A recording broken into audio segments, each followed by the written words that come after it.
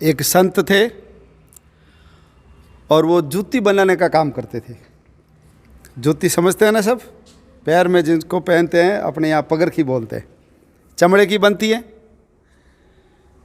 उसके औजार होते हैं, किसी से काटते हैं, हथौड़ी होती है जिसे कील ठोकते हैं। एक बर्तन भी होता है मिट्टी का, जिस बर्तन के अंदर पानी होता है और उस जूती को या चमड़े को डुबो डुबो करके उसकी सिलाई करते हैं, उसको बोलते हैं कठौती।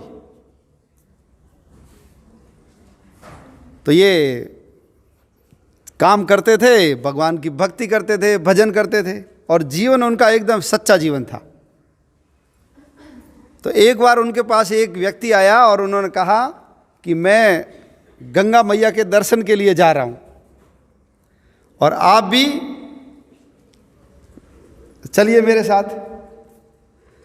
तो इन्होंने कहा भाई मैं तो बहुत निर्धन व्यक्ति हूँ, मजदूरी करके जीवन यापन करता हूँ, वहाँ जाऊँगा वापस आऊँगा बहुत दिन लग जाएंगे, तो मैं तो पीछे रह जाऊँगा और मैंने काम भी ले रखा है लोगों का, जूती समय पे बना के नहीं दूंगा ना तो लोग नाराज हो जाएंगे, मेरी बात भी नहीं रहेगी, मेरा वचन चला जाएगा। लेकिन इन्होंने कहा चलो आप गंगा जी में जा रहे हो तो वहाँ फूल और पान और सुपारी वगैरह चढ़ाते हैं गंगा जी में, तो मैं आपको एक सुपारी देता हूँ, आप इस सुपारी को लेकर के जाओ और इस सुपारी को गंगा मैया को देना। और कब देना? जब गंगा मैया हाथ निकाले तो देना, नहीं तो नहीं देना।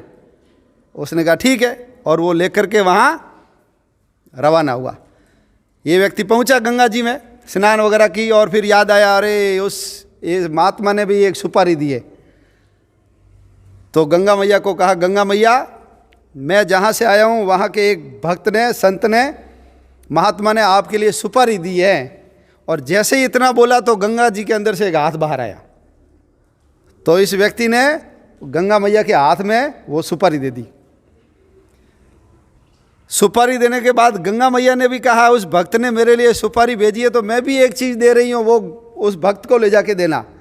और गंगा मैया ने अपने हाथ का एक कड़ा निकाल करके उनको दिया। कड़ा समझते हो ना, चूड़ी सोने की बनी हुई, उसके ऊपर हीरे मोती जड़े हुए। तो इस व्यक्ति ने ले ली और जब वो लेकर के वहाँ से आया तो उसको लगा कि ये तो बड़ा कीमती है, मैं बेच दूंगा तो मुझे क्या मिलेंगे? पैसे मिलेंगे।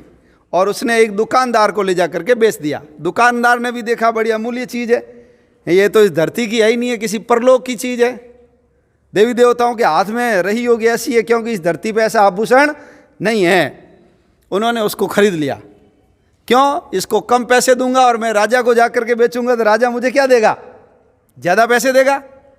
और उस व्यक्ति ने इससे लेकर के उसको ले जा करके राजा को बेच दिया। राजा ने ले लिया और राजा ने जब रानी को दिया तो रानी को बड़ा अच्छा लगा, लेकिन वो एक हाथ में पहना तो दूसरा हाथ क्या हो गया? खाली हो गया, सूना हो गया। तो रानी ने उस अपने पतिदेव यानी राजा को कहा कि मुझे दूसरा कंगन भी ला करके दो। राजा ने कहा ठीक है। उस व्यक्ति को बुलाया, दूसरा लाओ। अब वो दुकानदार तो फंस गया, कहाँ से लाए दूसरा? उसको ढूंढा जिसने मेरे को दिया था और उस व्यक्ति को कहा भैया तूने एक ही कंगन दिया, दूसरा दे, तेरे को ज़्यादा पैसे दूंगा। अब ये व्यक्ति भी फंस गया। राजा मांग रहा है और राजा को यदि नहीं दिया तो क्या होता है? हाँ, राजा तो गला काट देता है। अब मृत्यु के भय से ये कांपने लगा और उसने जाकर के उस महात्मा जी को जाकर कहा कि आपकी सुपारी मैंने गंगा जी को दी और गंगा जी ने आपके लिए कंगन भेजा, मैंने कंगन दुकानदार को बेच दिया, दुकानदार ने राजा को दे दिया और राजा अब दूसरा कंगन मांग रहा है। मेरे मन में लालच लोभ आ गया था, अब मेरे प्राण बचाओ। तो देखो संत कितने उदार होते हैं, कितने बड़े मन वाले होते हैं। उन्होंने वहीं बैठे बैठे भगवान से प्रार्थना की, हे भगवान इन दो लोगों के प्राण संकट में आप इनको दूसरा कड़ा भी दीजिए। तो वो जो कठौती होती है ना जिसमें चमड़ा डुबोते हैं, उसमें से गंगा का हाथ निकला और दूसरा कंगन गंगा ने दिया और वो फिर उसको दिया और राजा तक वो पहुंचा। तो अपने एक लाइन बोलते हैं, मन चंगा तो कठौती में गंगा। सुना है ना, मन चंगा तो कठौती में गंगा। यदि मन साफ है, मन सुथरा है, व्यवहार अच्छा है ना, ईमानदारी से जीवन जीते हैं, झूठ नहीं बोलते हैं, पाप कर्म नहीं करते हैं, अन्याय नहीं करते, अत्याचार नहीं करते, जीव हिंसा नहीं करते, तो ऐसा जिसका मन पवित्र है, मन चंगा यानी अच्छा है, तो उसके तो जो जिसमें चमड़ा डुबोते हैं ना, है चमड़ा डुबाने वाला गंदा पानी होता है, वो भी क्या है, वो भी गंगा जैसा ही है। पूजा पाठ कर लो, भक्ति कर लो, गंगा में नहा लो, लेकिन जो कर्म अच्छे नहीं करता है उसका ये सारा जो पूजा पाठ भक्ति भावना वो सब बेकार है। तो ऐसा जिस संत ने चमत्कार करके दुनिया को बताया, वो संत कौन थे? वो संत थे रविदास जी। ये चित्र लगा हुआ देख रहा है ना, ये रविदास जी थे। काशी में रहते थे ये, और दलित जाति के थे, अछूत जाति के थे।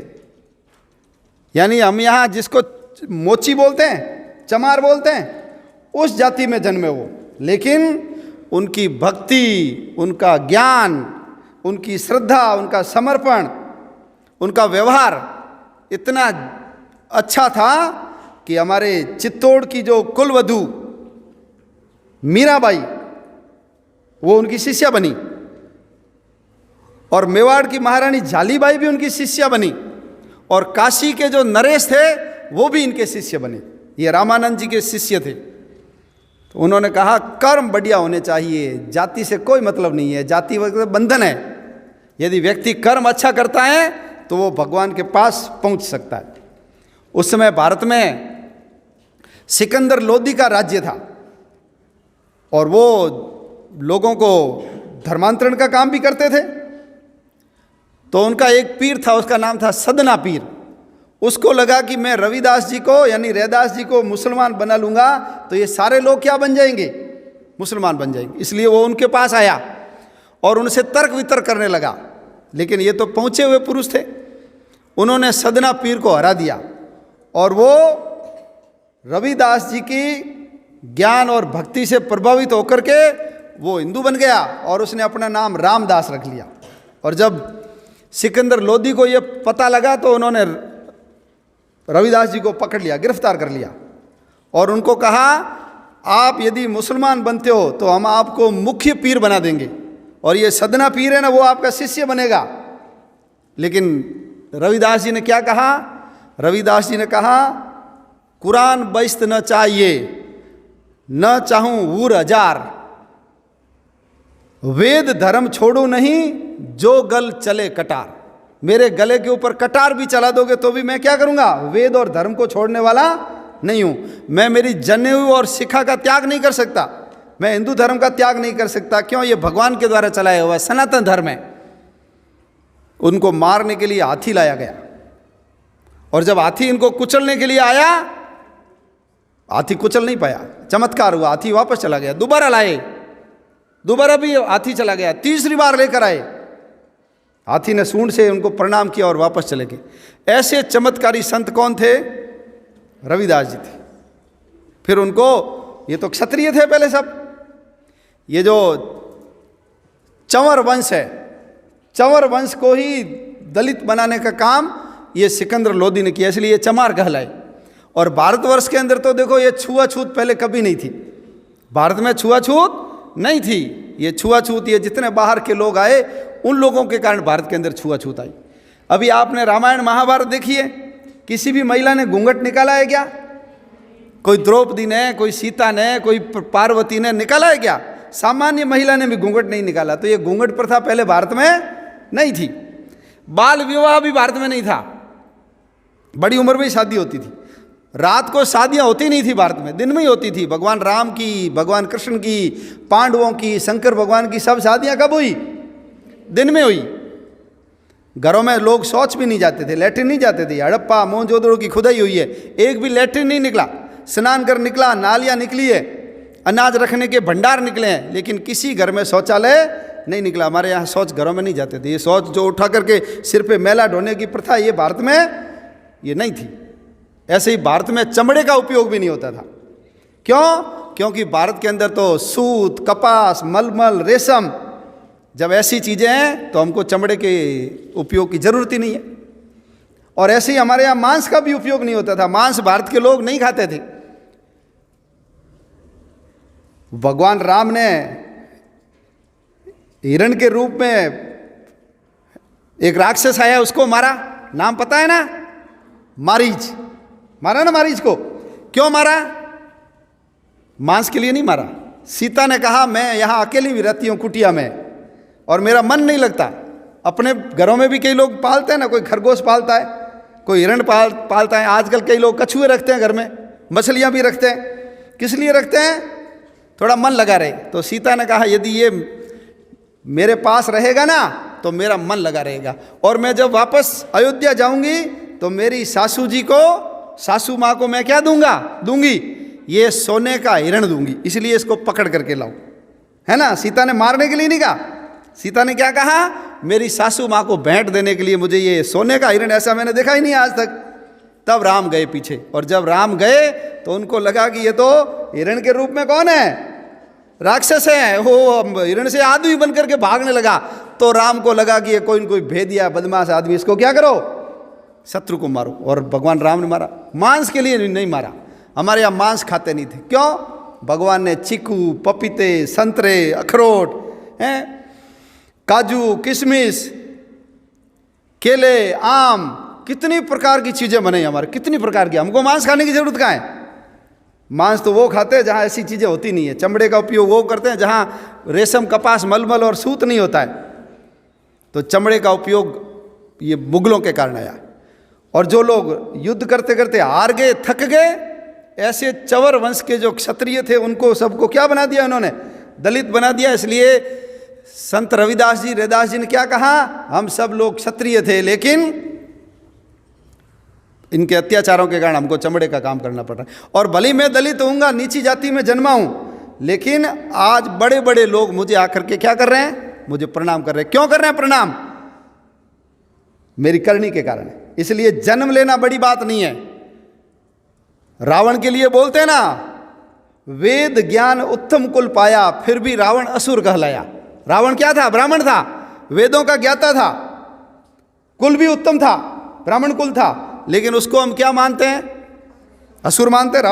रावण को राक्षस मानते हैं ना। कोई अपने बेटे का नाम रावण नहीं रखता। रखता है क्या कोई? नहीं, ब्राह्मण था और देखो वेदों का ज्ञाता था, चलो रावण। कोई रावण का नाम नहीं रखता। तो जन्म से व्यक्ति महान नहीं होता। महान किससे होता है?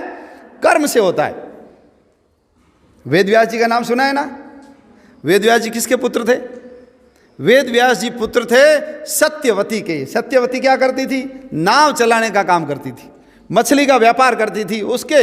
लेकिन कर्म इतना अच्छा रहा उनका, उन्होंने रामायण लिखी, महाभारत लिखी, और महाभारत के अंदर गीता का ज्ञान लिखा। इसलिए आज हम वेद व्यास जी को बोलो पूछते हैं कि नहीं पूछते हैं?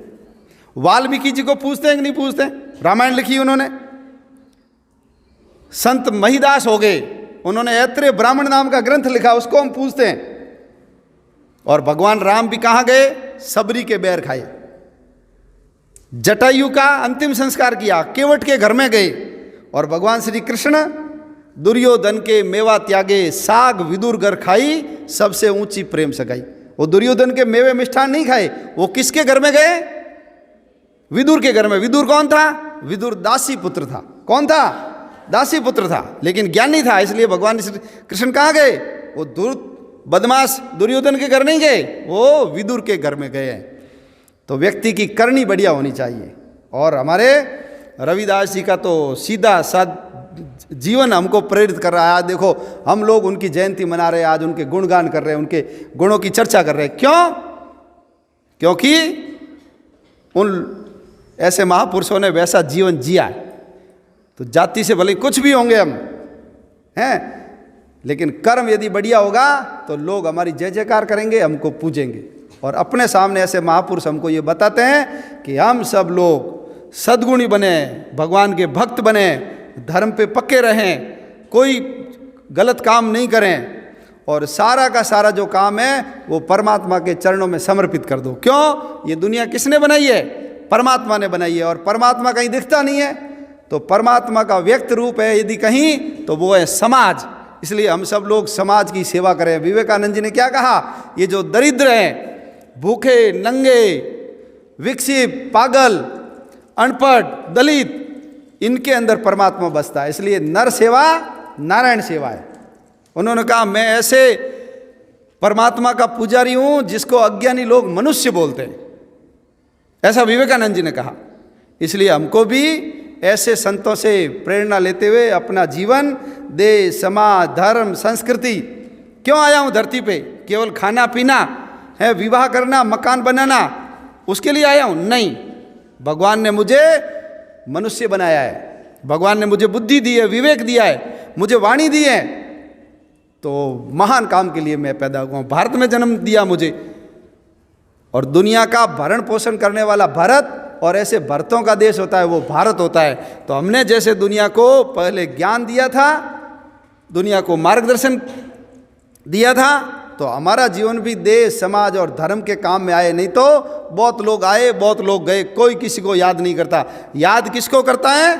जो देश, समाज और धर्म का काम करता है। अपन सब लोग सद्गुणी बने और भारत माता की दुनिया में जय जयकार करवाने के लिए हमारा भी योगदान क्या हो सकता है, इस विषय के ऊपर सोचते हुए हम सब काम करेंगे। मेरा कोई भी काम ऐसा नहीं होगा जो देश, समाज, धर्म के विरुद्ध में जाएगा।